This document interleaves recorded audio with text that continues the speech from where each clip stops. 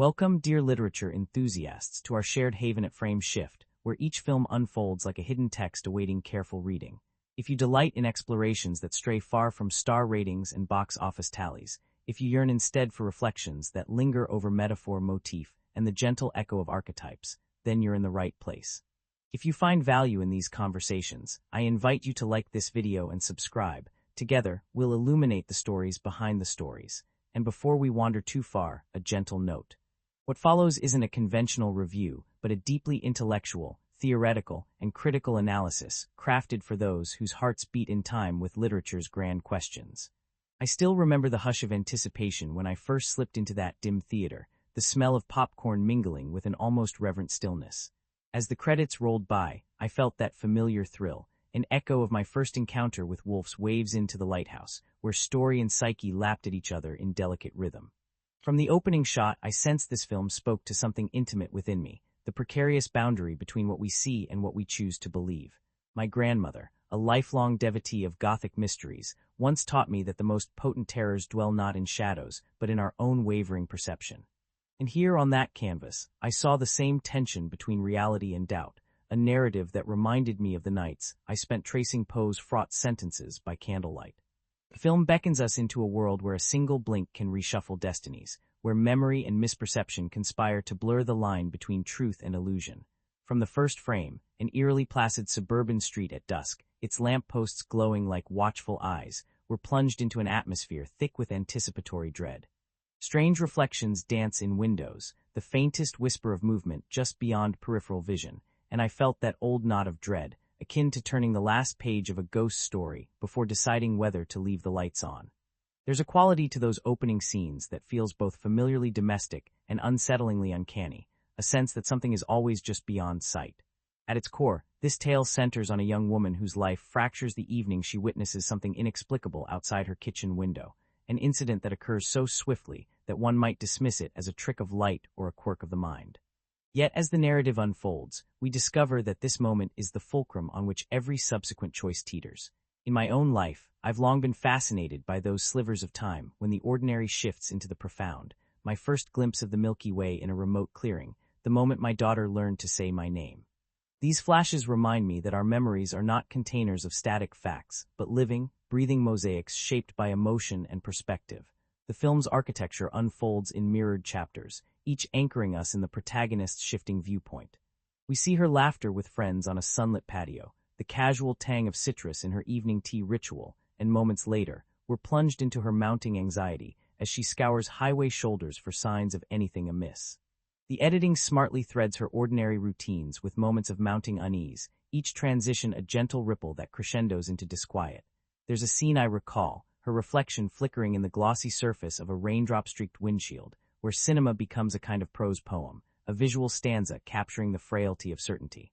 As we settle into the film's world, we meet the ensemble whose lives entwine with hers, a neighbor with obscured intentions, whose porch light burns at odd hours, a detective whose empathy is laced with personal scars that mirror the protagonist's own insecurities, an old family friend whose benign smile conceals an uncanny knack for remembering details no one could possibly know. Each character arrives freighted with subtle cues, a tilt of the head, the worn thread of a coat, a hesitated hand gesture that suggests they carry their own secrets.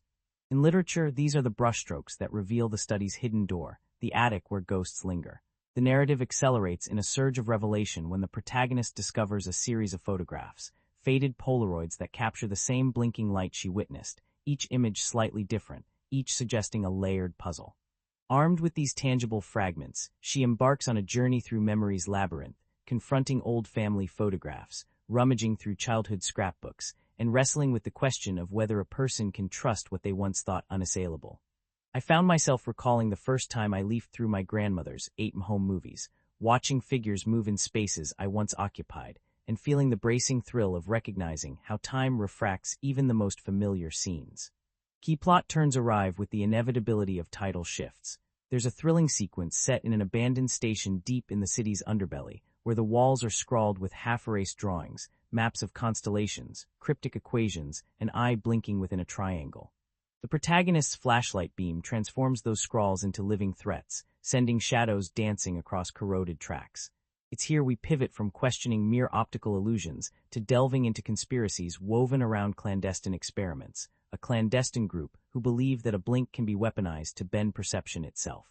Those conspirators evoke the shadowy cabals of Le Carré, but here their realm is psychological rather than geopolitical, their influence seeping into the mind's fragile architecture.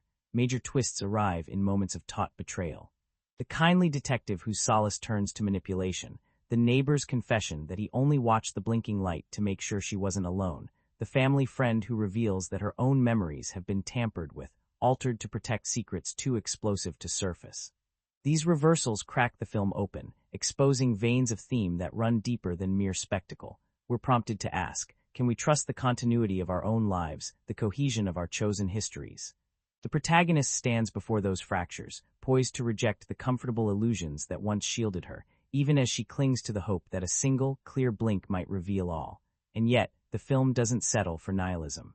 In the climax, set beneath the skeletal remains of an old observatory perched atop fog-lashed cliffs, the protagonist confronts the architect of memory's distortions, not a mad scientist, but a once-trusted mentor whose grief twisted his good intentions into coercive acts. Under the observatory dome, lenses calibrated to chart the stars become instruments for reframing the mind's own constellations. There, facing the blinking beacon that has haunted her nights, she illuminates the paradox at the film's heart. That remembrance and perception are twin mirrors, each capable of revealing or obscuring truth. In that cavernous finale, emotion interlaces with intellect, and I felt that same lift of wonder I once experienced reading Borg's reflections on infinite libraries and labyrinthine selves. The resolution unfolds not in tidy exposition, but in the gentle interstice of dawn light. As the city wakes beneath the repaired observatory dome, the protagonist blinks once, and we see the world with her renewed clarity. No conspiratorial blink or encoded photograph can undo the brilliance of shared memory. In that final, unhurried gaze, I remembered my own acts of hindsight, realizing that the most profound truths often shimmer in the spaces between what we see and what we choose to believe. It's a moment that resonates not because it answers every question, but because it invites us to carry the lantern of inquiry onward, beyond the confines of screen and script. Before we venture deeper into specific themes and cinematic flourishes, how the patterning of blinks mirrors epic fractals of narrative recursion, how color palettes shift with emotional tides, how sound design threads the heartbeat beneath every cut, I want to thank you for joining me on this opening stretch of our exploration. In the chapters ahead, we'll dissect the motifs of perception, the echoes of memory's betrayals, and the ways in which light and dark dance across these frames.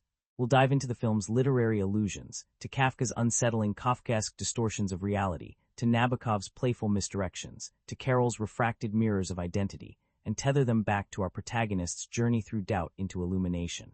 So if you're intrigued by the pulse beneath the pulse, the faint shimmer behind the blink, I invite you to lean forward, metaphorically and perhaps even literally, into our next chapters.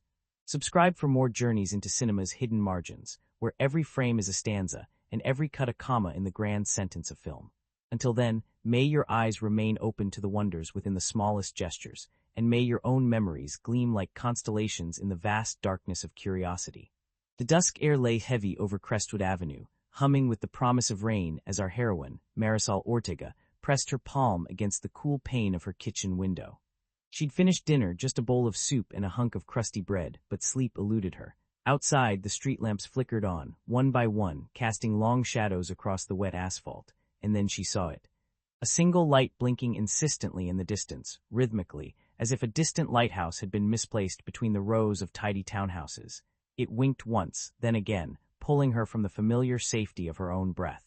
What did it mean? She rubbed her eyes and blinked twice, but when she looked again, the blink remained, a question suspended in the lengthening gloom.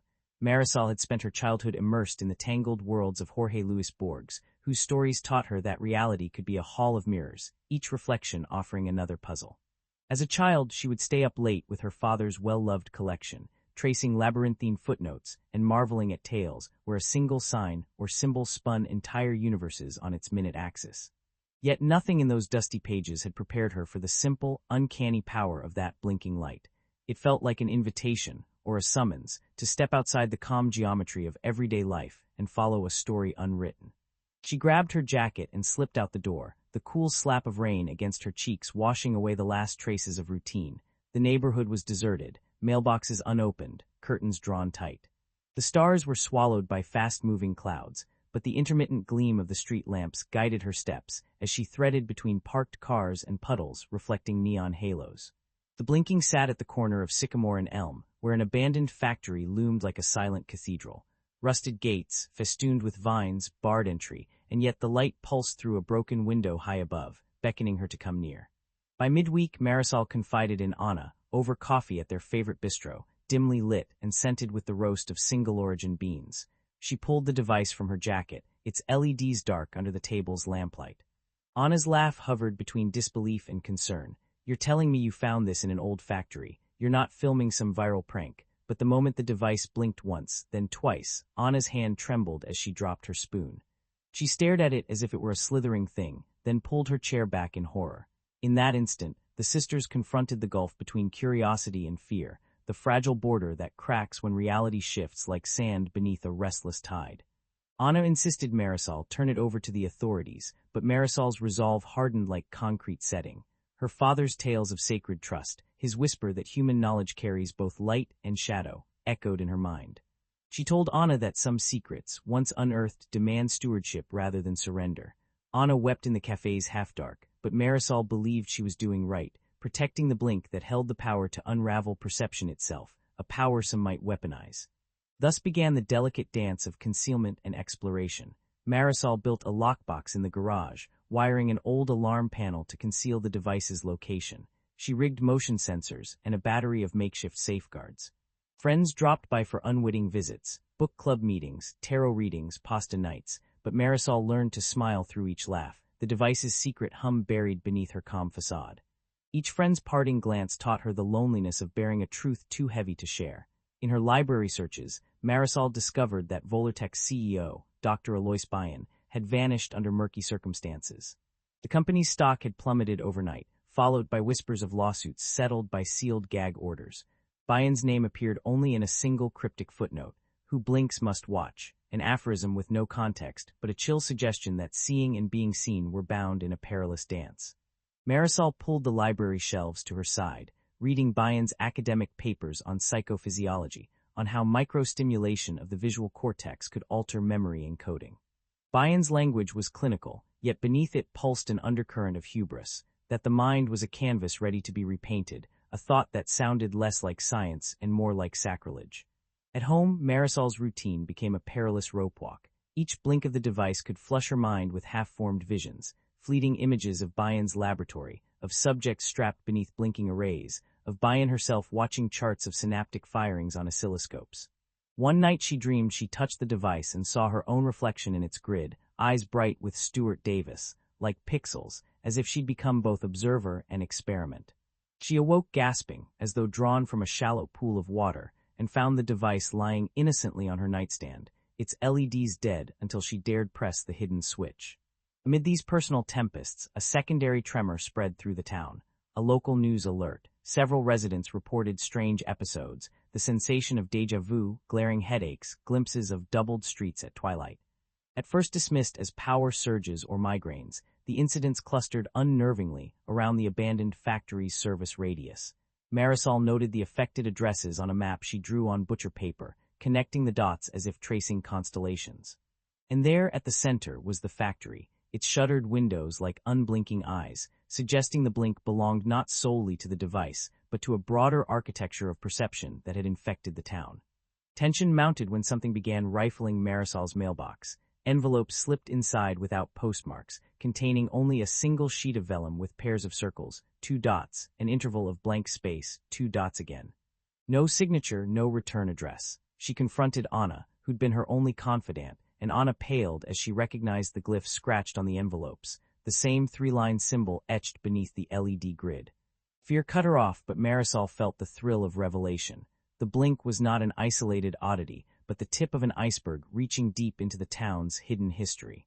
As the week wore on, Marisol resolved to return to the factory at night, to map its secrets in situ. She enlisted an old friend, Damien Reyes, a photographer whose night vision cameras could record images invisible to the naked eye. They met before midnight, backpacks loaded with infrared gear, voltage meters, and an extra set of locks for the device. The air was electric with the promise of rain, their footsteps snapped through the puddled gravel as they slipped inside the factory's yawning gates. By the glare of their headlamps, the interior revealed new realms. A doorway hidden behind a collapsed shelving unit, its frame inscribed with Bayan's slogan, "Who blinks must watch," scrawled in Bayan's precise hand. Beyond it lay a staircase descending into the earth, ribbed with old wiring and dripping condensation. The walls here were incised with names and dates, volunteers for Project Blink, urgent prayers or warnings. Damien lifted his camera, capturing the flicker of ghostly symbols glowing under infrared illumination. They descended, every step a drumbeat of tension, until they reached a vaulted chamber lit by dying fluorescence, the floor littered with broken oscilloscopes and half-eaten sandwiches left on lab trays. Here the blinking device seemed to resonate, as if drawn home by an invisible tether. Marisol set down her gear and touched the device to a steel table. It blinked twice, slow, deliberate, as though greeting a lost child. Then it blinked again, faster, its LEDs pumping like a heart threatened by shock. In that charged instant, the lights sputtered, and the entire chamber heaved with a low moan. Metal groaned, wiring sparked, and the world seemed to tilt. Damien steadied the camera, breath clouding in his helmet. He whispered, "What did you do?" Marisol's spine hummed with dread and wonder. She hadn't flipped a switch, she'd merely brought it here. Then it blinked a final sequence, ... pause, blinking out in an extinguished desperation that echoed in their ears. Silence reclaimed the chamber. Marisol and Damien rose, the camera's red recording light pulsing like a question. They knew they'd crossed a threshold, from curious seekers to unknowing guardians of a power too vast for comprehension. They stumbled back up the stairs, each lingering glance over their shoulders hinting at corridors where shadows writhed with forgotten experiments. As they emerged into the damp night, the device nestled in Marisol's backpack seemed impossible small for the magnitude of what it contained. Above them, the factory's black silhouette stood mute against the low clouds, its secrets intact in the shuddering hush. They parted silently under an umbrella of thunderheads, each enveloped in their own reverie of fear and fascination. Marisol pressed on. She knew the first half of this story had bent her world irrevocably. The blink would lead her deeper still, into betrayals, alliances, revelations, each chord struck in a symphony of perception and memory, and she would follow it, blink after blink, until truth itself lay bare. The sky was bruised with thunderclouds when Marisol returned to the factory, her flashlight slicing through the gathering gloom like a promise of revelation. Her breath fogged beneath her jacket, each exhale a small testament to the tension that coiled in her chest. She carried Damien's night vision camera in one hand and a battered toolbox in the other, her own impromptu kit of lock picks and voltage testers, a far cry from any doctoral lab. The gate swung open on reluctant hinges and she slipped inside, every footstep echoing through the cavernous corridors. This time she was not searching, she was reckoning. Within the hidden chamber, the steel table lay drenched in electrostatic memory, the device's empty cradle still warm to the touch. Marisol set down her gear, heart pounding, as though she might summon Bayan's specter from the flickering fluorescence overhead. She rifled through the remnants of circuitry scattered on the floor. Corroded wires, shattered glass tubes, and notebooks smeared with Bayan's meticulous scrawl. In a battered journal, she made her most vital discovery. Bayan's final entry, half-torn and blood-stained, detailed a protocol for reverse blinking, a sequence of rapid pulses meant not to cloud perception, but to clear it, to awaken latent memories buried by trauma. Marisol felt her pulse catch. The blink device was not only a veil but a mirror, and Bayan had left behind the key to shattering illusions. Outside, the wind rattled the factory's ancient windows as Marisol reassembled the device around her improvised coil array. She guided its wires into precise configurations, reciting Bayan's incantation of numbers and symbols beneath her breath. Her fingers trembled as she pressed the tiny switch. The LEDs pulsed once, twice, then erupted into a rapid-fire staccato strobe that filled the chamber with stinging light. At first, nothing happened. Then the walls began to shimmer, as though the paint itself quivered with remembered echoes. Shadows flickered into motion, specters of past volunteers, caught in the repeating loop of watching and being watched. Marisol gasped as she felt their silent pleas brush against her mind. In that kaleidoscope of fractured memories, she glimpsed the town's deeper wound. Bayan's original subjects, lone souls grappling with loss, had come here seeking solace, only to have their minds reframed. The factory was a crucible of unspoken grief, each blink a method of rewriting identity. Marisol staggered back, tears blurring the flashing points of light, but even as the images threatened to overwhelm her, she clung to the device's alternate promise.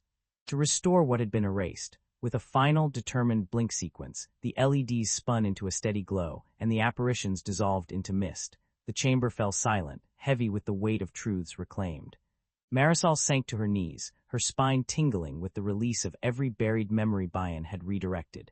She heard her own voice, not in the form she once knew, but as a cord of fidelity to self. A vow never to let her story be rewritten by others. Rain hammered the roof as she fled the factory, device in hand and heart a tempest of revelation. Outside, the deserted street was new again, no longer the scene of a simple trespass but the threshold to a town teetering on the edge of collective amnesia. She dialed Anna's number on her phone, voice trembling as she spoke the words she could scarcely believe. "I know what Bayan did. I know what we need to save."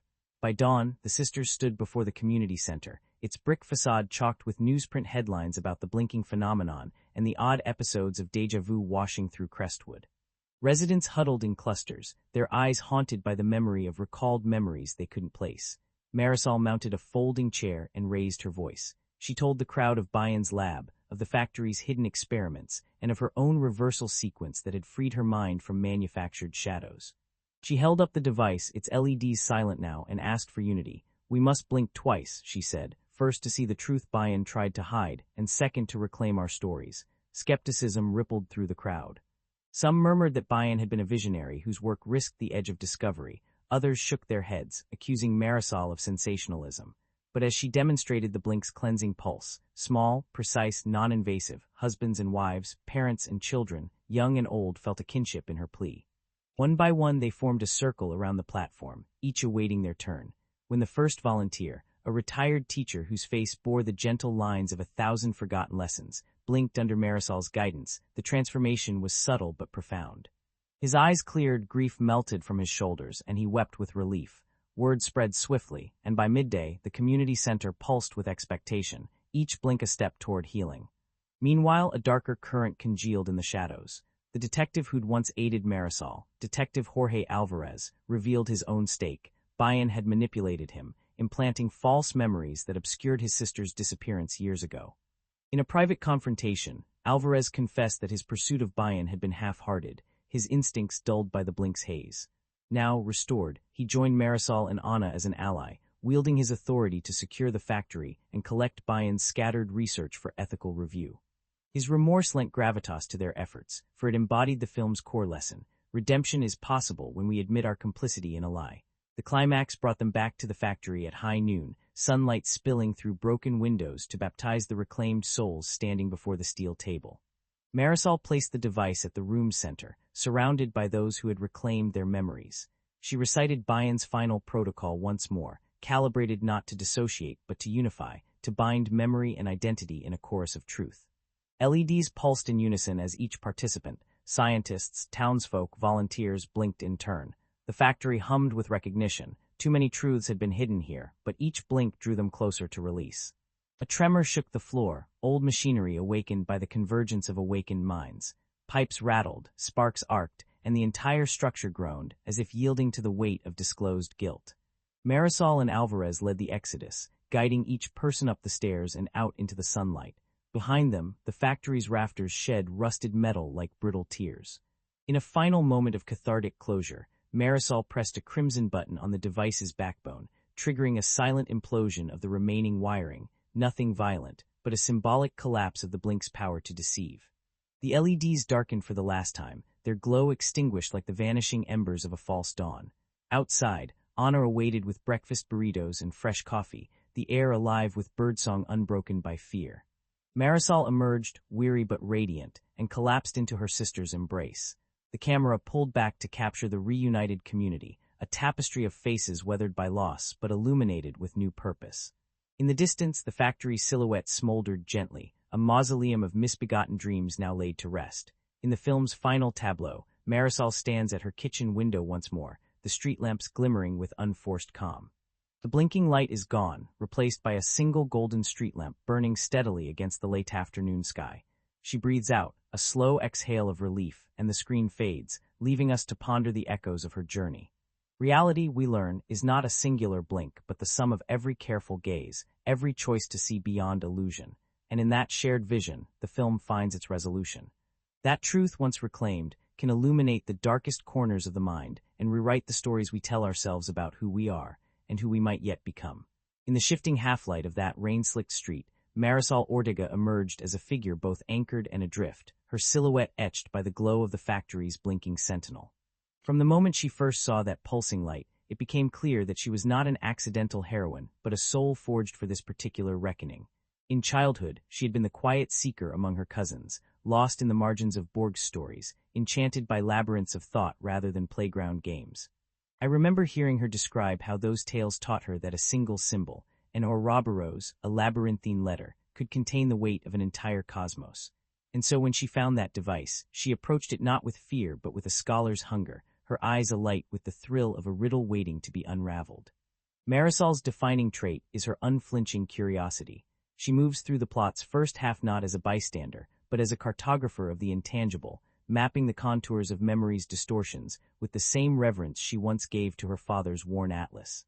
Her steps carry the deliberate poise of someone who knows that each footfall may shift the ground beneath her, yet she advances nonetheless, driven by the conviction that truth, no matter how unsettling, deserves pursuit.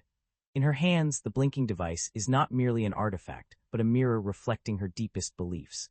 That identity is an ongoing dialogue between self and story, and that one must sometimes shatter convenient illusions to reclaim genuine selfhood. Beneath that curiosity lies a resilience tempered by personal history. Marisol is the firstborn of immigrant parents who taught her the value of perseverance in the face of uncertainty.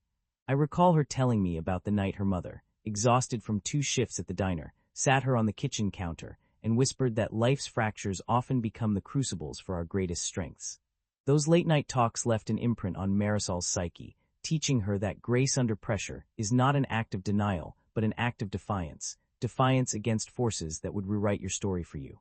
So when the orphanage trustees threaten to redraw her family's map, she stands not as a broken child, but as a guardian of her own narrative, her spine unbowed and her voice unwavering. Her vulnerability surfaces in intimate moments, the tremor in her voice when she confides in Anna, the way her brow furrows when she examines the device's grid, the catch in her breath as old ghosts flicker in her peripheral vision. These glimpses of fragility do not diminish her strength, rather, they humanize it, reminding us that every hero carries hidden wounds beneath their armor. Marisol's journey through the film's first half is as much about honoring those wounds as it is about solving the mystery, an alchemy of courage catalyzed by empathy. Ana Ortega, Marisol's younger sister, is at first the grounding force to Marisol's restless quest. Where Marisol leans into the unknown, Ana feels its pull with apprehension. A teacher by profession, she lives by clarity and routine, a life structured in lesson plans, graded papers, and predictable afternoons spent in rowdy classrooms. In her mirror-like rationality, one sees the reflection of every caretaker in Gothic novels. The steadfast anchor who fears the siren call of ambiguity. When Marisol confesses her encounter with the blinking light, Anna's initial responses are tempered by practicality: lock the doors, call the police, seek therapy, an approach both comforting and insufficient.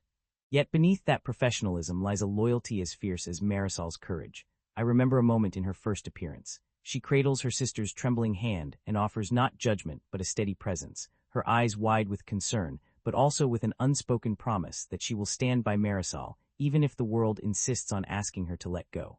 As the plot unfolds, Anna wrestles with her doubt, torn between protecting her sister and trusting the spark of explorer's wonder that made Marisol who she is. In these inner conflicts lies the heart of her complexity. She is at once the skeptic who demands evidence and the believer who cannot abandon the sister who summons her beyond the edge of reason.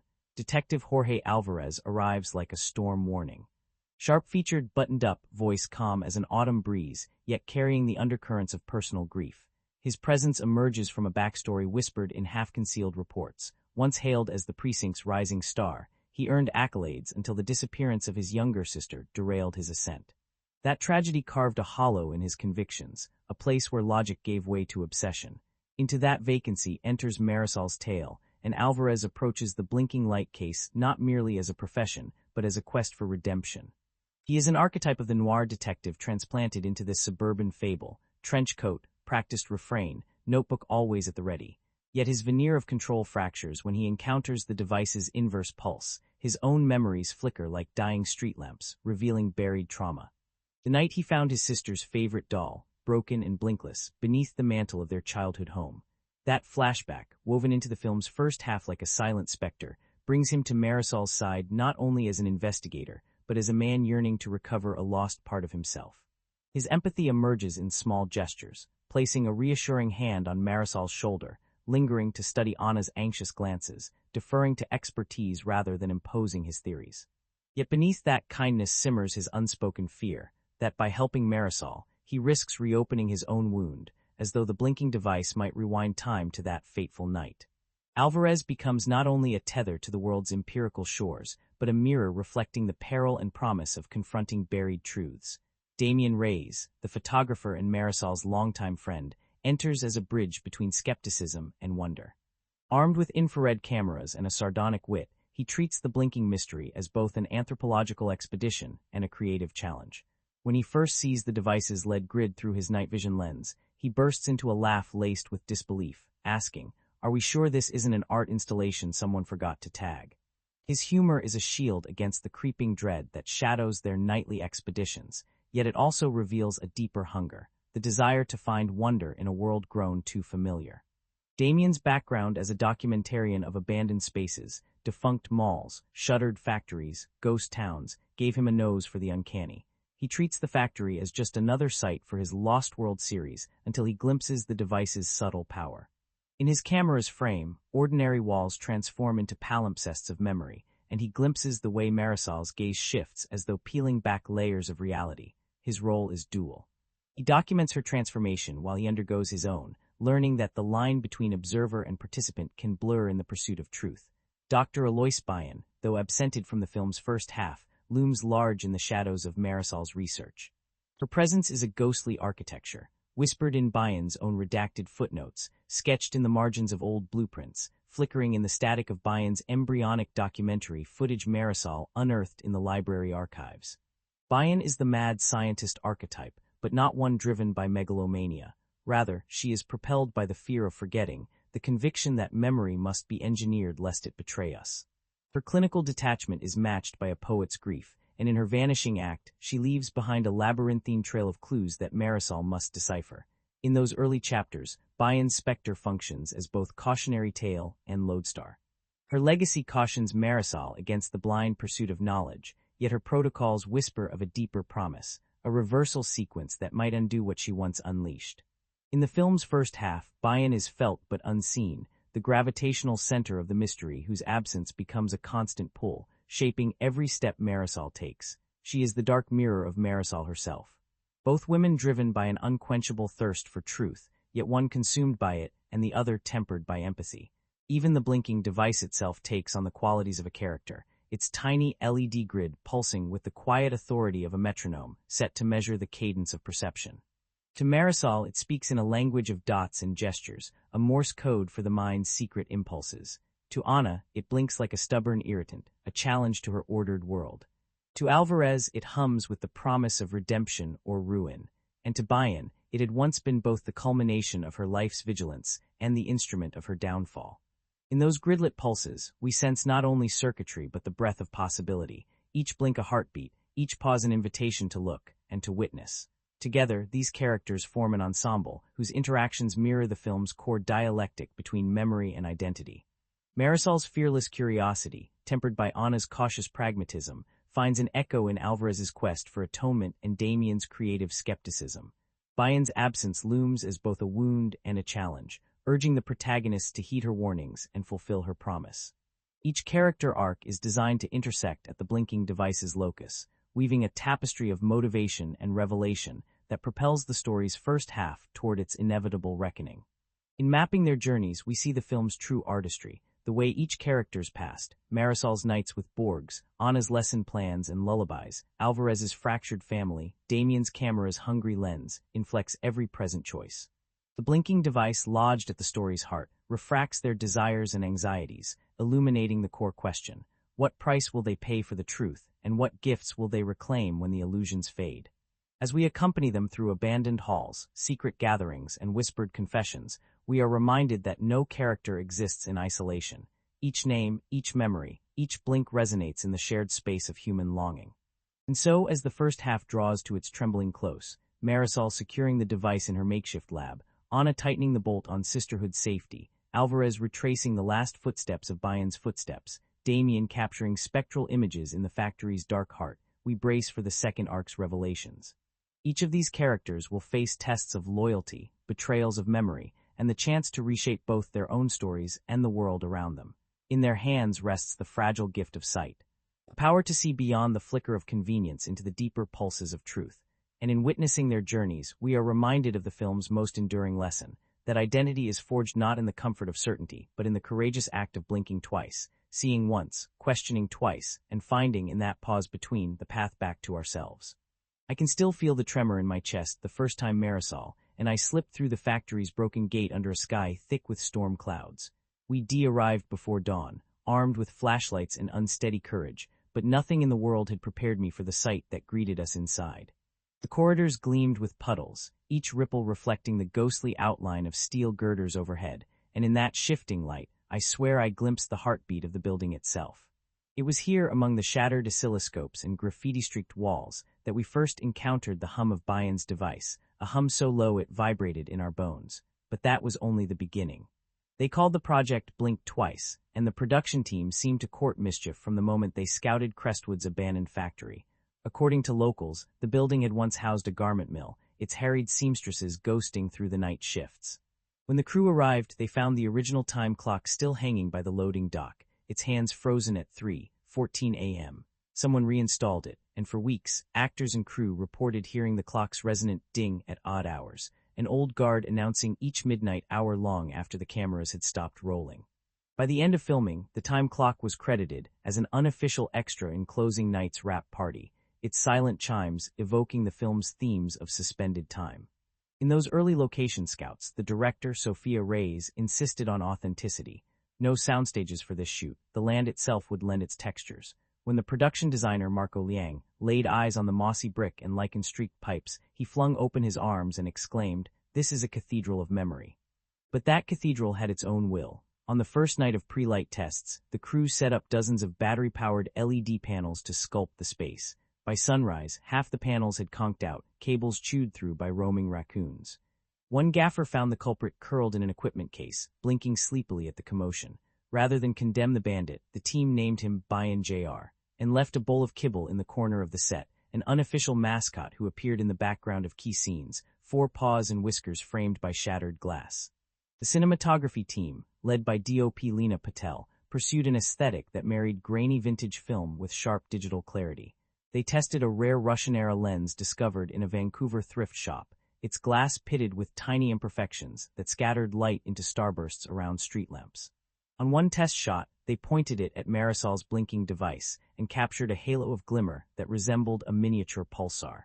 The effect was so mesmerizing they decided to use it intermittently whenever the device blinked on screen. Fashioning that cosmic glow from a flawed lens became a signature look, a reminder that beauty often emerges from imperfection.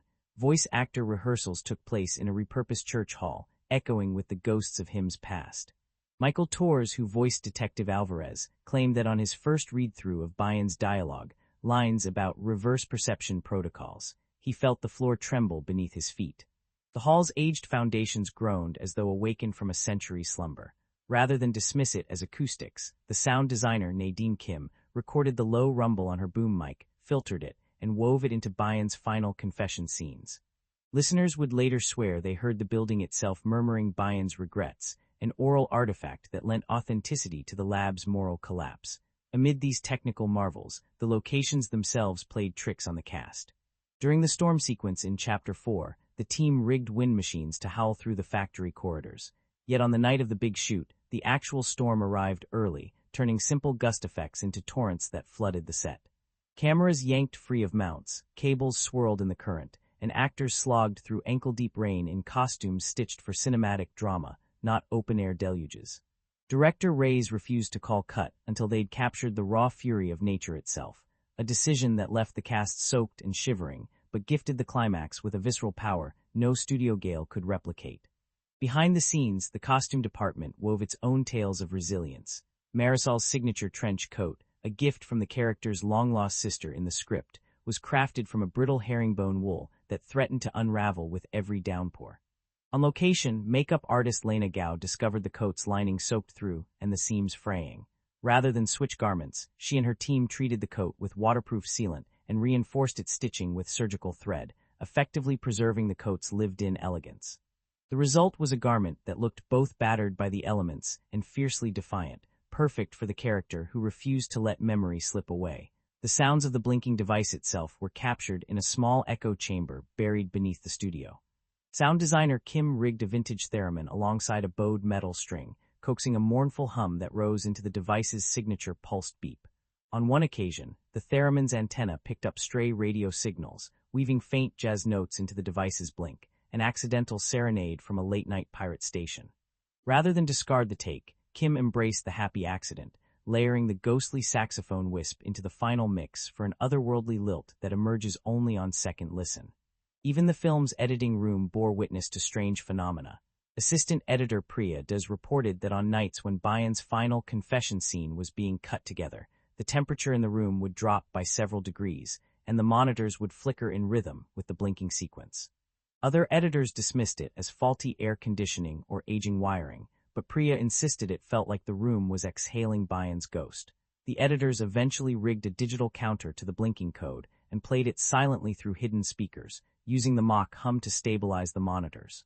Whether technical or spectral, the effect lent the confession a palpable chill. On the set of Marisol's Garage Lab, the production designer Marco insisted on authentic tools. Retro soldering irons, glass tubes borrowed from a physics department, and scale models of abandoned factories rendered from 150 plaster casts.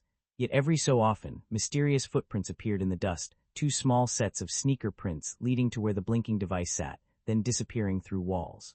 The crew joked that Bayan Jr., the raccoon mascot, had taken a taste for clandestine break-ins, but when they set up infrared cameras, they caught glimpses of a figure in a lab coat slipping through cupboards, too tall to be Bayan Jr., too silent to be crewmates returning late from breaks. The footage was deemed too eerie for the extras' reel and left on the cutting room floor, a little-seen artifact of the factory's unsettled aura.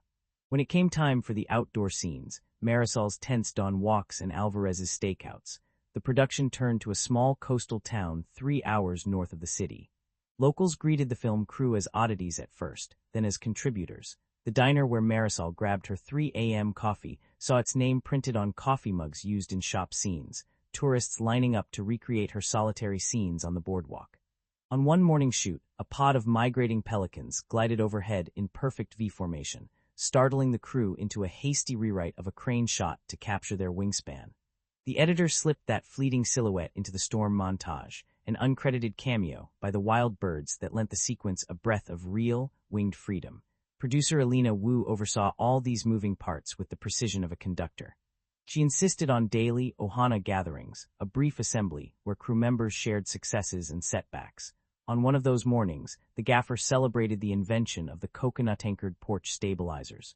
On another, a VFX artist marveled at how an intern's 3D scan of a broken teacup had become the model for Bayan's shattered memory fragments. These sessions ended with a ritual clap. 3 slow claps, 1 quick, echoing the film's blinking trope and reminding everyone that, like the device itself, success lay in the rhythm of shared effort. As filming wrapped, the final crew dinner took place in a repurposed warehouse near the city docks. Strings of Edison bulbs hung overhead, long tables groaned under trays of pupus and poke bowls. The blinking device sat on a pedestal at the head table, its once pulsing grid dimmed, rendered inert by a final software lock. Director Reyes raised her glass and recounted the raccoon raids, the theremin's jazz interludes, the drifting footprints, the borrowed pelicans, and the clock that chimed at 3:14 a.m. Laughter rippled through the room as she thanked every department for weathering storms literal and figurative, for chasing flickers of insight through the shadows of an old factory. In the months since the premiere, film scholars have combed the extras reel until their eyes ache, hunting for Bayan Jr. In the corridors, scouring the storm footage for that sudden flash of green lightning, and pausing at the confession scene to catch the clock's phantom chime. Audience members have emailed the production office with their own odd encounters, residents near the factory claiming they've seen lights blink in the windows long after the film's release, faint echoes of a moral reckoning threaded into the air. The movie's Blu-ray edition includes a snippet of that raccoon's midnight snuffle, labeled as Bayan Jr.'s Belle Epoque entrance, and cinephiles have raised virtual toasts to the gecko chorus that still hides in the jungle scenes. These strangest facts of raccoon mascots, haunted clocks, theremin mischief, pelican cameos, footprints of shadows, and the embrace of real storms remind me that filmmaking is itself an experiment in collective memory. Each odd occurrence, each unplanned glitch, becomes an artifact of the story's heartbeat. In the end, the blinking device wasn't just a prop, it was a catalyst for collaboration, for moments when reality wavered and magic seeped through the cracks. And so, when I press play on that opening shot and see Marisol's wide-eyed gaze reflected in the device's grid, I don't just witness a performance. I sense the lingering hum of every stray raccoon, every pelican's wing, every ghostly chime, and every heartbeat that pulsed behind the lens. In that hum lies the true alchemy of cinema, imperfect, unpredictable, and utterly alive. The night air hung thick with a restless tension as the blinking light first flickered into Marisol Ortega's view, a seemingly simple event that, beneath its unassuming exterior, rippled through the film like a pebble tossed into a still pond, sending concentric waves of doubt, fear, and revelation washing over every scene that followed. From a critical vantage point, that initial blink serves as more than a mere plot device. It is the genesis of an existential inquiry woven into the film's very fabric, a challenge to perception itself, a summons to question the reliability of memory and the boundaries of identity. As viewers, we are invited to experience the unsettling gap between what is seen and what is understood, a space that destabilizes the certainties of narrative and self. This event's significance is heightened by its placement within a seemingly banal suburban landscape, Crestwood Avenue, where the familiar is rendered uncanny. The lampposts glowing like watchful eyes transform an ordinary dusk into a stage for the uncanny, evoking Freud's concept of the unheimlich, where the known is rendered strange and the safe becomes threatening. The blinking light is a cipher in this environment, its rhythmic pulses simultaneously beckoning and warning. Cinematically, the careful choice to open with this moment sets a tone of quiet paranoia.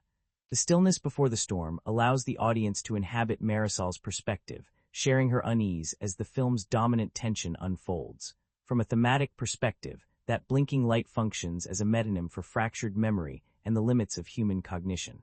The film explores through Marisol's eyes the fragile architecture of remembrance, illustrating how memory is not a static repository, but a living, mutable construct vulnerable to distortion, suppression, and manipulation. Scholars of trauma narrative have long argued that memory's fragmentation reflects a psychological defense, and the film dramatizes this thesis through the blinking device's capacity to both conceal and reveal. Each flicker invites the audience to ponder the reliability of their own recollections and the narratives they construct around identity. The subsequent discovery of the blinking device in the abandoned factory acts as a narrative fulcrum, transitioning the story from psychological suspense into the realm of speculative thriller. From a critical lens, this shift challenges genre boundaries, blending domestic realism with science fiction's probing of the mind's mechanics. The device's cryptic grid, pulsing with coded light, is both an object of fascination and dread, a modern-day reliquary symbolizing the tension between knowledge and control. The device's presence raises ethical questions about technology's role in shaping perception, echoing Foucauldian themes of surveillance and power. In this light, the blinking device becomes a site of biopolitical anxiety, a mechanism through which autonomy is both asserted and undermined. Key plot events revolve around Marisol's painstaking investigation into the device's origins and capabilities, a process marked by tension between skepticism and belief. Her journey into library archives, her confrontation with the redacted history of Volertech Industries, and her encounters with the enigmatic Dr. Alois Bayon's legacy represent a critical engagement with the politics of erasure and the silencing of uncomfortable truths. The film invites viewers to consider how corporate and scientific narratives shape collective memory, often at the expense of individual agency. The motif of redacted documents serves as a visual metaphor for censorship and the elision of inconvenient histories. The film's use of the factory as a setting is laden with symbolic weight. Once a site of industry and progress, now a ruin filled with decay and echoes, the factory embodies the collapse of utopian promises, the hollow shell of technological ambition unmoored from ethical considerations. This echoes Marxist critiques of alienation and commodification, situating the narrative within a broader discourse on the costs of modernity. The factory's labyrinthine corridors and fractured architecture visually manifest the fragmented psyches of its characters, particularly Marisol, whose own memory and identity mirror the space's disarray. Cinematographically, the interplay of light and shadow within these spaces underscores the film's preoccupation with the liminal, the threshold between knowing and unknowing. A pivotal event is the escalating town-wide phenomenon of déjà vu and perceptual anomalies, clustered around the factory's geographic locus. This collective experience transforms the narrative from an individual odyssey into a communal crisis, aligning with sociological theories of mass hysteria and shared trauma. The film captures this shift through ensemble scenes where residents confront their own distorted realities, blurring the line between personal and collective memory. The effect is to amplify the film's emotional resonance, as viewers witness the destabilization of a social fabric under the weight of repressed histories and manipulated perception. Marisol's evolving relationship with Detective Jorge Alvarez deepens the film's critical engagement with themes of trust, authority, and redemption. Alvarez, a man haunted by personal loss and professional failure, initially embodies institutional skepticism, a foil to Marisol's fervent quest for truth. Their interactions foreground tensions between empirical investigation and experiential knowledge, raising questions about the limits of official narratives. As Alvarez's own memories begin to resurface, fractured by Bayan's manipulations, the film interrogates the possibility of reclaiming agency within systems designed to obscure. Their alliance, forged in the crucible of shared vulnerability, becomes a microcosm of the film's broader argument that healing requires confronting suppressed truths and embracing complexity. The film's climax, set within the vault-like chamber of the factory's underground labs, operates as a dense symbolic tableau. The convergence of characters, memories, and the blinking device within this space represents the cathartic unveiling of repressed narratives. The rapid pulsing of the LEDs, choreographed to mirror neural rhythms, serves as both a literal and metaphorical heartbeat, signaling the possibility of rebirth and renewal.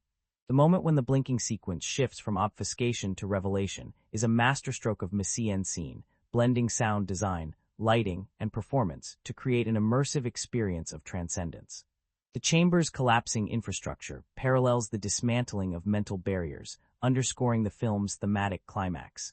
Critically, the film's resolution eschews simplistic closure in favor of nuanced ambiguity.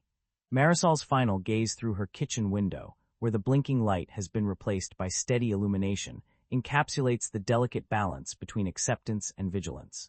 This denouement resonates with philosophical reflections on epistemological uncertainty, suggesting that while clarity may be momentarily attained, the process of seeing and truly understanding is ongoing.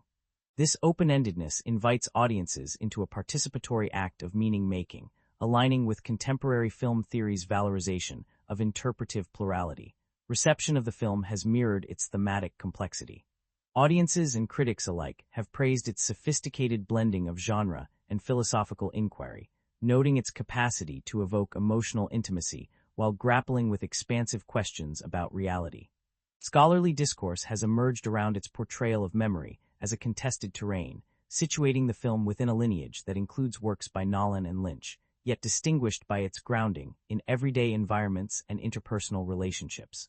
Viewers have reported a lingering affective impact, describing the film as a mind mirror that refracts personal anxieties about identity and truth. Moreover, the film's engagement with contemporary concerns about surveillance, data manipulation, and the ethics of technological intervention has rendered it especially timely. Its speculative elements serve as a metaphorical lens on the post-truth era, inviting critical reflection on how perception itself may be mediated or weaponized. In this way, the blinking device becomes a symbol not only of memory's fragility, but also of resistance, the flickering defiance of those who dare to see beyond imposed narratives. Emotionally, the film's resonance is anchored in its portrayal of human vulnerability and resilience.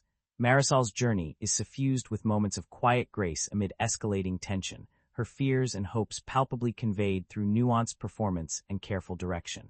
The film refuses to reduce its characters to archetypes, instead inviting empathy for their flaws and contradictions. This humanism grounds the film's intellectual ambitions, making its speculative premises feel intimate and immediate. In sum, the significant events of the film, from the initial blinking light to the final revelatory sequence, function as nodes in a complex web of critical inquiry. They interrogate the nature of reality, memory, and identity, drawing audiences into an active process of questioning and reinterpretation. The film's impact lies in its ability to balance cerebral rigor with emotional depth, crafting a narrative that resonates both in the mind and the heart.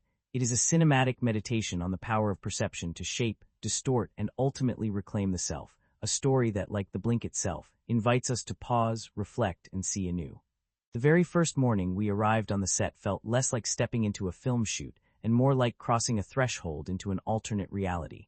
The abandoned factory, our principal location, was at once both forbidding and strangely magnetic. Its cracked concrete floors bore decades of secrets. Rusted steel girders stretched overhead like ancient ribs. The production team moved quietly, reverently, as if they were entering a cathedral built by ghosts and memory. I was told this factory had stood empty for nearly 40 years, its industrial heartbeat long ceased, yet for our purposes, it throbbed with new life, an incubator for the blinking device's eerie pulse. Director Sophia Reyes insisted on shooting on location, eschewing sound stages in favor of authenticity, despite the challenges the space posed.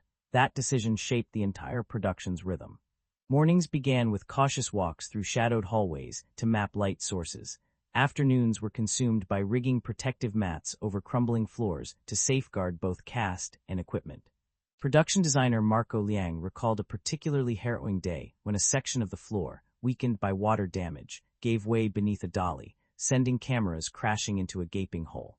Fortunately, no one was hurt, but the incident underscored the set's precariousness and intensified everyone's respect for the space. The factory's history also carried unexpected visitors. On more than one occasion, crew members reported hearing footsteps echoing behind them when no one else was near, or catching glimpses of fleeting shadows in peripheral vision. These tales circulated in hushed tones during lunch breaks, lending an uncanny atmosphere that blurred the lines between fiction and reality. One grip swore he heard soft music, a distant theremin melody, wafting through the concrete corridors late at night, though the sound department denied any such presence. Such moments became part of the film's lore, reminders that we were capturing not just a story, but something ineffable lodged in the building's bones. Costume design was an equally meticulous affair. Lead costume designer Lena Gao insisted on grounding each piece in realism, even when draped on characters ensnared in speculative mysteries. Marisol's signature trench coat, for example, was hand-stitched from vintage herringbone wool, sourced from a mill in Scotland known for producing cloth for interwar espionage dramas. Lena's team weathered that coat with salt sprays and sand rubs to achieve a lived-in texture that mirrored the character's resilience and weariness. On the day of the intense storm scene, the coat was soaked through and nearly lost to the mud, prompting the wardrobe department to fashion a duplicate by hand in just 3 hours, a testament to their dedication. The blinking device itself was a marvel of prop artistry and practical effects. Prop master Theo Ramirez described building the LED grid as a challenge that spanned months. We wanted it to feel alive, but also mechanical, alien but tactile. Each light had to pulse with precision, synchronized to an internal microcontroller we custom programmed. Early versions of the device featured over 200 LEDs, but the team pared that down to a simpler grid for clarity on screen. They incorporated subtle flickers and glitches, mimicking electrical interference, which added an organic imperfection that audiences would later remark upon. Theo also engineered a hidden vibration motor, so that when actors held the device, it hummed faintly, grounding their performances in physical reality. Voice actors recorded their lines in a converted chapel outside Vancouver, chosen for its remarkable acoustics. Michael Torres, who voiced Detective Alvarez, recounted that the echo in the hall lent an unexpected gravitas to his lines, sometimes making him sound haunted even when reading mundane dialogue. Sound designer Nadine Kim recorded these sessions with high-fidelity microphones and layered ambient recordings from the chapel's surrounding forests, crafting an otherworldly sonic palette that became a hallmark of Bayan's confession scenes. Occasionally, the chapel's church bells would toll mid-take, requiring multiple redos, but adding to the ethereal quality of the soundscape. Cinematographer Lena Patel's approach married the grit of documentary realism with poetic flourishes of surrealism. She favored vintage lenses that imparted subtle distortion and warmth, capturing the film's themes of fractured memory. In a particularly evocative shot, she used a lens with a cracked element, which cast fractured light patterns across Marisol's face, visually echoing her fragmented perceptions. To achieve the blinking light's distinctive glow, Lena experimented with anamorphic lens flares and custom diffusion filters, which refracted practical LEDs into soft halos that seemed to pulse with life. Her lighting team also rigged dozens of miniature LEDs into the factory's ceilings and floors, integrating them seamlessly into the environment for naturalistic effects. Sound design was crafted with equal care. Nadine Kim and her team layered a tapestry of organic and synthetic sounds to reflect the film's liminal world. The blinking device's signature pulse combined synthesized sine waves with recordings of heartbeats, the latter captured from volunteers using medical-grade monitors. This fusion created an auditory metaphor for the device's dual nature, technological yet deeply tied to human experience. In scenes within the factory, ambient sounds included subtle metallic creaks and distant water drips, recorded live on set, which added layers of unease and realism. The team also incorporated field recordings of urban wildlife, owl hoots, raccoon rustlings, that gave the night scenes a tactile vibrancy. Editing was a process of sculpting time itself. Editor Priya Das worked closely with director Reyes to pace the narrative's tension, often experimenting with rhythmic cuts that mirrored the blinking device's pulses. One notable sequence involved intercutting Marisol's laboratory experiments with archival footage of Bayan's early research, creating a layered temporal dialogue. Priya employed slow dissolves and occasional jump cuts to unsettle viewers, reflecting the protagonist's faltering grasp on reality. The editor also coordinated with the sound team to align visual blinks with corresponding sonic cues, enhancing the film's immersive qualities. Among the crew, camaraderie and creativity flourished despite the production's challenges. One memorable anecdote involved the team's effort to simulate rain inside the factory for a pivotal scene. Traditional rain machines proved ineffective in the cavernous space, so the crew rigged an array of misting devices combined with overhead fans to create a swirling, ethereal dampness. However, the mist interacted unpredictably with the lighting rigs, creating fleeting halos and glares that initially confounded cinematography but ultimately enriched the atmosphere. After hours of trial and error, the team embraced the serendipity, calling the effect Ghost Rain, which became a favored visual motif. The film's production schedule was relentlessly demanding. The crew endured long nights to capture the factory's ambient mood under moonlight, often returning to base camp soaked by surprise storms. During one particularly brutal downpour, equipment cables shorted out, halting filming for hours. Yet the director saw opportunity in adversity, quickly rewriting a scene to incorporate the storm's raw energy. That improvisation resulted in a climactic moment where Marisol confronts the blinking device amid pounding rain, her silhouette blurred and drenched, an image that critics would later hail as iconic. On a lighter note, the production's unofficial mascot was a small raccoon dubbed Bayan Jr. By the crew. The critter was first spotted sneaking into the craft service's tent late at night, drawn by the scent of snacks. Bayan Jr.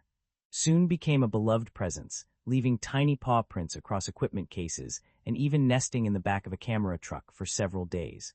Production stories abound of cast members pausing scenes to avoid startling the furry interloper.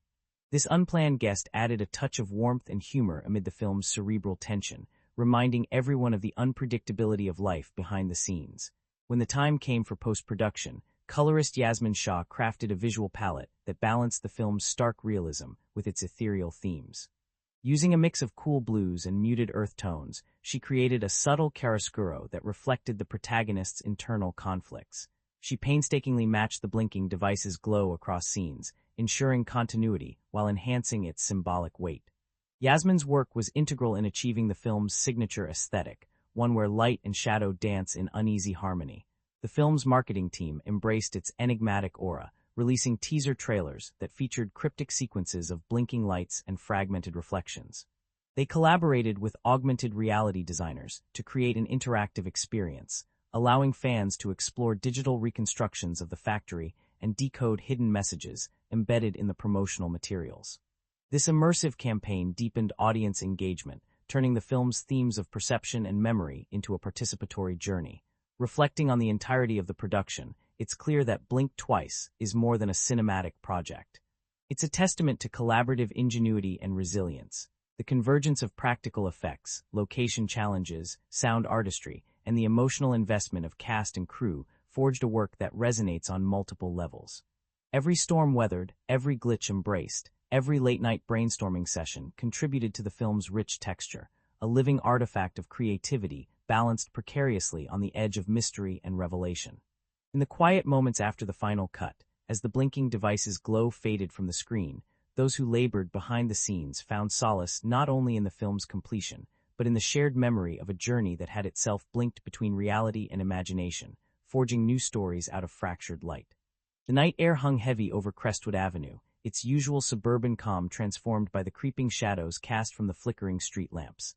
This quiet neighborhood, so often a backdrop of mundane routines, becomes in this story a stage for the uncanny, a crucible where the ordinary warps into something else entirely. The setting is not merely a place but a character in its own right, shaping the narrative with its contours, textures, and hidden histories. From the cracked sidewalks to the faded facades of houses, every inch of this environment is charged with significance, inviting viewers to peer beyond the surface and question what lies beneath. The abandoned factory looms as the story's dark heart, its crumbling brickwork and rusted iron beams speaking volumes about decay, memory, and the corrosive passage of time. Once a bustling center of industry, now it stands silent and hollow, a mausoleum of forgotten ambitions and buried secrets. The production's choice to shoot in a real derelict building rather than a soundstage lent a palpable authenticity to the atmosphere, where echoes bounce unpredictably and the very air seems thick with whispers of the past. Cinematographically, the factory's cavernous spaces provide a labyrinthine playground for the camera, narrow shafts of light slicing through dust motes, pools of shadow swallowing whole corners, and fractured reflections in broken glass that fracture the viewer's gaze as much as the protagonist's. The film's use of light is masterful in conjuring mood and tone. From the very first scene, where a blinking light punctuates the evening gloom like a heartbeat, illumination becomes a metaphor for perception itself, fleeting, unreliable, and deeply subjective. The street lamps along Crestwood Avenue are not static fixtures, but dynamic players, their glow softening in some frames to lull the viewer into a false sense of safety, then flickering erratically to unsettle and disorient. In moments of tension, lighting rigs simulate the pulsing of the blinking device, casting rhythmic shadows that ripple over walls and faces, visually embodying the film's thematic preoccupations with memory's fragility and the distortion of reality. Inside Marisol's home, the setting shifts to intimate warmth, a sanctuary where light and texture nurture rather than menace. The production design here emphasizes lived-in comfort. A well-worn armchair beside a window fogged by rain, bookshelves crammed with volumes dog-eared from frequent use, and soft, muted colors that envelop the space in gentle familiarity. Cinematographer Leena Patel employs a warmer palette and softer focus in these domestic scenes, creating a visual counterpoint to the factory's harsh geometry. The gentle flicker of candlelight during late-night research sessions reflects not only physical illumination, but the flicker of hope amid encroaching darkness. The streets and community spaces of Crestwood become arenas where personal and collective anxieties play out. The film's depiction of the local diner, schoolyard, and neighborhood park injects moments of grounded normalcy, but these are always tinged with an undercurrent of unease. As the town grapples with strange perceptual phenomena, the familiar settings acquire a spectral quality. Trees seem to shift subtly between frames, shadows linger just beyond the edge of vision, and reflections in car windows warp without explanation. This subtle distortion of everyday locations anchors the film's exploration of reality's instability, making the uncanny feel inevitable and inescapable. Cinematography plays a pivotal role in immersing viewers in the protagonist's shifting perspective. The camera frequently employs shallow depth of field to isolate Marisol's gaze, blurring the world around her and focusing tightly on small details, a trembling hand, a blinking light, a fleeting expression. This technique draws viewers into an intimate alignment with her subjective experience, underscoring the film's meditation on perception and memory's malleability. Conversely, wide-angle shots reveal the environment's oppressive vastness, the factory's cavernous emptiness dwarfing the characters and emphasizing their isolation within a maze of secrets. Color grading further accentuates the film's emotional texture. The palette oscillates between muted earth tones and cold blues, signaling shifts between warmth and alienation. Factory scenes often shimmer with desaturated grays and greens, imbuing the setting with a sense of corrosion and abandonment, while domestic and outdoor scenes bask in softer, more saturated hues that evoke comfort and nostalgia. Occasional bursts of vivid color, such as the blinking device's electric blue pulses or the neon signs flickering in the town at night, act as visual anchors, jolting the audience's attention and symbolizing moments of clarity or revelation. Sound design intertwines seamlessly with the setting to deepen immersion. The subtle ambient noises of the factory, the distant drip of water, the creak of settling beams, the whisper of wind through broken windows, create a textured soundscape that blurs the boundary between diegetic and atmospheric sound. In outdoor scenes, the rustle of leaves, distant dog barks, and muffled traffic underscore the tension between normalcy and disruption. The blinking device's rhythmic pulse echoes through scenes like a heartbeat, reinforcing its thematic centrality and lending an almost hypnotic quality to pivotal moments. The film's pacing and editing rhythm are intimately tied to its visual and auditory environment. Quick cuts and jump edits during moments of anxiety mimic the fragmentary nature of memory and the disorientation experienced by the characters. In contrast, longer, lingering shots allow space for reflection, inviting viewers to absorb the mood and texture of the setting fully. The interplay of motion and stillness crafts a cinematic breathing space, mirroring the ebb and flow of perception itself.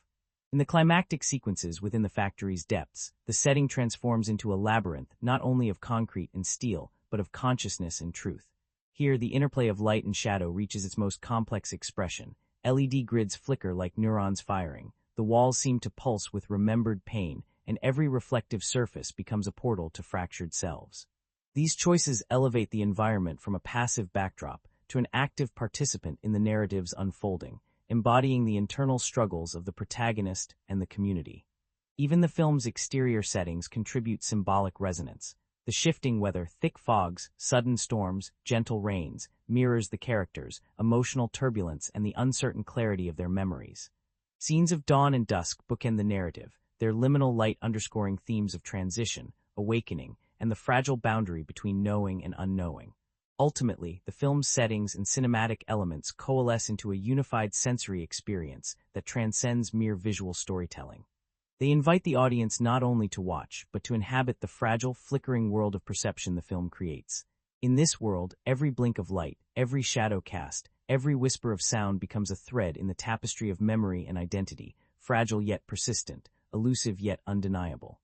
It is a testament to the filmmaker's artistry that the environment feels at once real and dreamlike, intimate and vast, a mirror for the human condition's most profound mysteries. The first time the crew stepped into the shadowed corridors of the abandoned factory that would become the heart of their story, there was a palpable electricity in the air, a mixture of anticipation, reverence, and an unspoken acknowledgement that they were about to conjure something rare and intangible. The walls, stained by decades of neglect and whispered secrets, seemed to hum with a quiet memory, and every creak beneath their feet echoed like a muted invitation to peer beyond the veil of the ordinary. It was here, amid the peeling paint and fractured concrete, that the heart of the film pulsed, and the stories of those who brought it to life began to intertwine. One of the earliest challenges the team encountered was the sheer unpredictability of the location.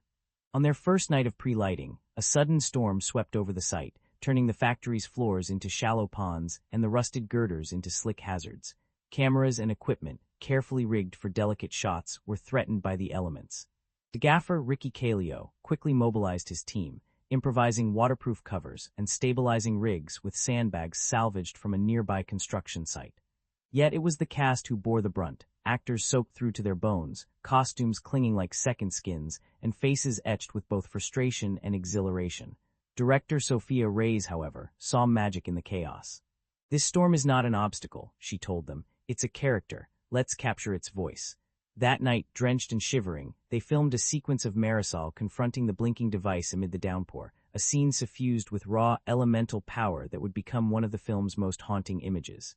The production designer, Marco Liang, had his own trials. Charged with transforming the factory into a living memory palace, he labored to strike a balance between decay and narrative clarity.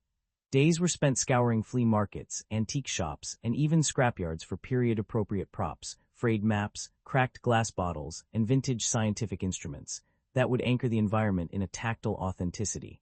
Yet the building's instability was ever present. A false wall Marco had constructed to hide a damaged section collapsed unexpectedly during a rehearsal, sending plaster dust billowing and prompting an immediate safety review. Undeterred, Marco reimagined the set with modular pieces that could be swiftly moved or reinforced, a testament to adaptability born of necessity. On the topic of adaptability, the special effects team's work with the blinking device was a saga unto itself. Prop master Theo Ramirez recounted how early prototypes were plagued by technical glitches, LEDs that flickered uncontrollably, circuits that overheated, and a housing that was too bulky for actors to handle comfortably.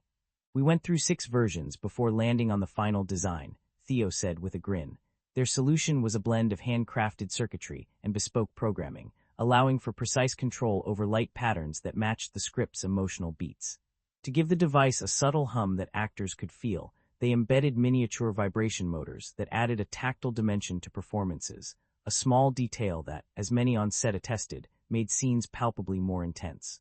Cast camaraderie blossomed amidst these challenges. Lead actress Mayli Keloha, who embodied Marisol with a mixture of steely resolve and quiet vulnerability, became the unofficial glue holding the set together. Known for her contagious laughter and willingness to stay late helping crew members, Mayli fostered a spirit of ohana, family, that permeated even the grimiest days. One story from the set involved a late-night shoot in a pitch-black stairwell, where Mayli's off-script joke about ghosts hiding in the blinking lights broke the tension and had the crew chuckling despite the nerves. Her warmth contrasted strikingly with the film's cerebral themes, reminding everyone that behind the blinking device and fractured memories was a deeply human story. Michael Torres, who portrayed Detective Jorge Alvarez, shared his own behind-the-scenes anecdote about the acoustics of the chapel, where they recorded voiceovers. During one session, a sudden thunderclap outside caused the chapel's ancient stained-glass windows to rattle, inadvertently providing a dramatic underscore to a tense line reading. Instead of reshooting, the sound team integrated the natural rumble, turning it into a signature atmospheric layer that lent the detectives' scenes a haunting resonance. Michael joked that the chapel's spiritual intervention became his secret weapon in getting into character. The production's sense of humor often bubbled through practical jokes and lighthearted traditions. Every Friday evening, the crew gathered for Blink and Brunch, a potluck where actors and technicians alike brought dishes inspired by the film's themes. There were blinking LED cupcakes, memory lane fruit salads, and factory floor sloppy joes. These gatherings became vital decompression spaces, where conversations ranged from technical innovations to philosophical musings about perception and reality. Director Reyes often joined in, sharing stories of her own family's immigrant journey, grounding the film's abstract explorations in lived experience. Safety concerns led to creative solutions during stunt sequences. The precarious climb atop the factory's rusted catwalks required harnesses and rigging that initially hampered actor movements. Stunt coordinator Mona Calais collaborated closely with Mayli and Michael to choreograph scenes that balanced realism with safety. On one occasion, a sudden gust threatened to topple a lighting rig during a rooftop shoot, prompting a swift evacuation and a near miss that left everyone breathless but unharmed. That day's footage, capturing the actors' genuine reactions, was later woven into the film, lending authenticity to moments of fear and uncertainty. Weather, unpredictably, became an unofficial cast member. The crew chronicled the Bayan rain phenomenon, named after the enigmatic Dr. Alois Bayan, when sudden showers would interrupt outdoor shoots, often right at climactic moments. Rather than battle the elements, the team learned to embrace these interruptions, using rain to heighten drama and texture. Production assistant Leela Chen recounted how a rain-soaked set led to an impromptu rewrite of a confrontation scene, adding layers of vulnerability and urgency that enriched the narrative. Even the smallest moments became imbued with meaning. Makeup artist Lena Gao crafted subtle details, a faint scar hidden beneath Marisol's hairline, smudges of soot on her hands, that spoke of her character's internal struggles. On set, Lena recalled how cast members would share personal stories inspired by their roles, forging connections that deepened performances. She described one evening when Mayli brought in a family heirloom necklace to wear during filming, a talisman that became a silent anchor for her portrayal. Technology and tradition intertwined throughout production. The sound department's use of vintage theremins and analog synthesizers to create the blinking device's signature hum was a deliberate nod to bygone eras of scientific experimentation. Simultaneously, the crew observed daily Pule prayers, led by cultural consultant Kumu Leilani, integrating Hawaiian spirituality and respect for place into the fabric of the shoot. This blending of modern and ancestral practices lent the production a profound sense of place and purpose. Post-production was its own odyssey. Editor Priya Das described late nights wrestling with the film's nonlinear narrative, cutting between past and present, memory and perception. Collaborating closely with sound designer Nadine Kim, they developed a rhythmic pattern of blinking light and pulse beats that shaped the film's emotional tempo. Colorist Yasmin Shah crafted a palette that shifted from cold, desaturated blues to warmer, golden hues, mirroring the protagonist's journey from isolation to clarity. The final sound mix layered ambient factory noises with subtle musical motifs, a whispered symphony that invited audiences to listen deeply. Throughout filming, the team remained acutely aware of the film's thematic weight. Conversations about memory, identity, and perception often spilled beyond the set, into late-night discussions over shared meals or whispered debates during breaks. These exchanges shaped not only performances, but also the creative choices made by the director and writers, ensuring the film's intellectual rigor was matched by emotional authenticity. In the end, the making of this film was more than a technical endeavor. It was a shared journey of discovery, resilience, and collective imagination. Every setback, storms, structural hazards, equipment failures, became a stepping stone to deeper artistry. Every laughter-filled potluck and whispered story added texture to the tapestry of creation. The blinking device, the factory, the shadowed corridors, they were no longer just props and locations, but vessels carrying the passion, sweat, and dreams of a community bound by a singular purpose: to bring a story of memory and truth to vivid, haunting life. The first pulse of the blinking light in the dusk-soaked streets of Crestwood is more than just a visual motif. It's the heartbeat of a story that pulses with layered meanings, a beacon signaling the film's deep dive into the complexities of memory, identity, and the tenuous line between perception and reality. This seemingly simple phenomenon becomes a prism through which the narrative refracts its most profound themes, each blink a fractal of doubt and revelation, inviting us to peer into the labyrinthine corridors of the human mind. At the core of the film lies the theme of memory as both a sanctuary and a battleground. Marisol's journey is a poignant exploration of how memories shape identity yet remain fragile constructs, subject to distortion, loss, and even manipulation. The blinking device itself is a potent symbol of this duality. It pulses rhythmically, suggesting the steady cadence of consciousness, yet its flickering implies instability, as if memory is an elusive flame flickering in the wind. This tension is mirrored in Marisol's own fractured recollections, which oscillate between clarity and confusion, inviting viewers to question how much of who we are is anchored in authentic memory versus narratives, imposed or fabricated. The factory, with its crumbling walls and shadowed depths, emerges as a powerful metaphor for the architecture of the mind, labyrinthine, layered, and fraught with hidden recesses. Its decayed grandeur embodies the erosion of forgotten memories and suppressed truths, while its broken machinery echoes the malfunctioning processes of perception.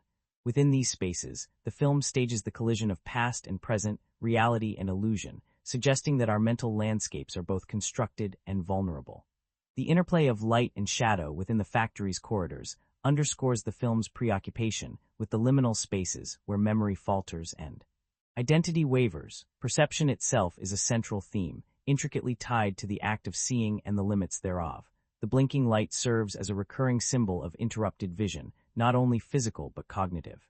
It represents moments when the veil between known and unknown flickers, challenging characters and viewers alike to question what is real. This motif aligns with philosophical discussions on epistemology and phenomenology, where the act of observation is never neutral but mediated by context, bias, and prior knowledge. Through Marisol's eyes, the film interrogates how perception can be both a tool of empowerment and a source of entrapment. The motif of blinking also resonates with the film's exploration of trauma and repression. Blinking is a natural reflex to shield the eyes, a momentary closure that interrupts sight. Symbolically, it suggests the human tendency to avert gaze from painful realities, to blink away uncomfortable truths. The blinking device externalizes this psychic defense mechanism, functioning as both a literal and figurative instrument that obscures and reveals. Marisol's confrontation with the device thus becomes a metaphor for confronting repressed memories and the courage required to endure the uncomfortable process of remembering. Identity emerges from these thematic threads as a fragile and dynamic construct. The film posits that who we are is woven from memories, perceptions, and the narratives we accept or reject. Marisol's quest to reclaim her own story in the face of manipulated memories illustrates the struggle for self-definition amidst forces that seek to overwrite or distort. The blinking device, by altering perception, becomes a symbol of external control over identity, echoing contemporary anxieties about surveillance, misinformation, and the malleability of truth. Marisol's resistance, then, is an act of reclaiming agency, a declaration that identity is not fixed but actively constructed. Family and connection are interlaced within these themes, grounding the abstract explorations in emotional reality. The film emphasizes the ways in which memory binds us to others, shaping shared histories and collective identities. Marisol's relationship with her sister Anna is a locus of this theme, illustrating how personal and familial memories interweave and how trauma can ripple through relational bonds. The film suggests that healing memory is not a solitary endeavor, but one rooted in community and empathy, where the act of remembering is communal and redemptive. Light and darkness function as recurring symbolic elements, visually embodying the film's thematic tensions. Light, whether the blinking LEDs or shafts of street lamp glow, represents knowledge, revelation, and consciousness, but it is often fragmented or partial, casting more shadows than illumination. Darkness, conversely, embodies repression, uncertainty, and the unknown. The cinematography's use of chiaroscuro mirrors these dualities, crafting frames where characters are both bathed in and obscured by light, reinforcing the film's meditation on the interplay between seeing and knowing. The blinking device's LED grid is itself a symbol with layered significance. Its pattern evokes Morse code or ancient runes, suggesting communication beyond the ordinary, a language of the subconscious or the cosmic. This patterning reflects the film's interest in hidden messages, those embedded within memory, history, and identity. The coded blinks become a cipher that must be deciphered, paralleling Marisol's intellectual and emotional journey. This symbolism invites viewers to consider how meaning is constructed and decoded in both personal and cultural contexts. Mirrors and reflections recur throughout the film as motifs reinforcing themes of self-examination and distortion. Scenes where Marisol's reflection fractures in glass or ripples in water visually depict the instability of identity and the multiplicity of selves. These images underscore the film's assertion that the self is not a singular, stable entity, but a shifting constellation of perceptions and memories. The film's frequent use of reflective surfaces invites the audience to engage in a meta-cinematic reflection on the act of viewing itself, blurring boundaries between character, spectator, and story. The film's narrative structure, nonlinear, interspersed with flashbacks and dreamlike sequences, echoes the thematic emphasis on memory's fluidity. This fragmentation disrupts chronological certainty, immersing viewers in the protagonist's subjective experience and emphasizing that truth is multifaceted and often elusive. The repetition of scenes with subtle variations reflects how memories morph over time, influenced by emotion and perspective. This structural choice reinforces the film's invitation to question not only what is seen, but how it is remembered. In the climax, the collapsing factory symbolizes both destruction and catharsis. The physical disintegration mirrors the dismantling of false narratives and the clearing of psychic debris, allowing space for renewal. The imploding walls become a metaphor for breaking through repression and confronting buried truths. This event encapsulates the film's overarching message, that through confrontation with the shadowed parts of ourselves and our histories, healing and clarity become possible. Throughout, the film's engagement with themes of perception, memory, and identity resonates with contemporary cultural anxieties.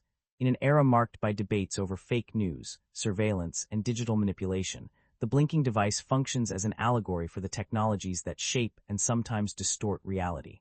The film asks viewers to remain vigilant, to blink twice, to look beyond surface appearances and question the narratives presented to us. Emotionally, these themes are made tangible through Marisol's nuanced portrayal, whose courage and vulnerability anchor the film's intellectual explorations in lived experience. The personal stakes her family's fracturing, her quest for truth, imbue abstract concepts with urgency and heart. Visual effects, though sparingly used, enhance the film's realism rather than dominate it. Subtle augmentations, like the flickering light's glow, the distortion in reflective surfaces, and the layering of ghostly silhouettes in the factory's depths, are seamlessly integrated into practical shots. This restrained use of VFX underscores the film's grounded tone, while allowing moments of surrealism to punctuate the narrative. The VFX team, led by Leilani Rountree, collaborated closely with Patel and Duz to ensure visual consistency and thematic coherence. Music composition plays a complementary role, with Kyoki Puni's score weaving traditional motifs with modern, minimalistic arrangements. The use of sparse instrumentation, a solitary piano note, a sustained string drone, accentuates the film's tension and introspection. Interludes of silence punctuate the score, mirroring the blinking light's pauses and emphasizing the film's meditation on absence and presence. The composer incorporates native Hawaiian musical elements, grounding the story's emotional core in a cultural context that enriches its universality. On the box office front, the film's modest budget belied its ambitious scope and artistic aspirations. Shot predominantly on location with a tight-knit cast and crew, the production maximized resources through innovative problem-solving and a shared commitment to storytelling. Marketing strategies emphasized the film's intellectual depth and atmospheric power, targeting audiences drawn to cerebral thrillers and art-house cinema. The use of interactive digital campaigns, inviting viewers to decode blinking patterns and explore virtual factory environments, created buzz and deepened engagement. Upon release, the film's nuanced approach to filmmaking techniques was widely praised. Critics highlighted the seamless integration of practical effects with digital augmentation, the evocative cinematography that made every shadow and glimmer count, and the sound design's capacity to evoke psychological landscapes. Audience responses underscored the film's ability to provoke reflection while maintaining narrative tension, with many viewers citing the blinking light as a haunting, unforgettable motif that lingered long after the credits rolled. In sum, the film's deliberate and multifaceted application of filmmaking techniques, its cinematography, lighting, sound, editing, and visual effects, constitutes a masterclass in atmospheric storytelling. Each element works in concert to immerse viewers in a world where perception is both a gift and a trap, where memory flickers like a fragile flame, and where the act of seeing becomes an act of courage. This cinematic symphony of light and shadow, sound and silence, breathes life into the film's thematic core, making the blinking device not just a prop, but a pulse that resonates through every frame and every heartbeat in the theater.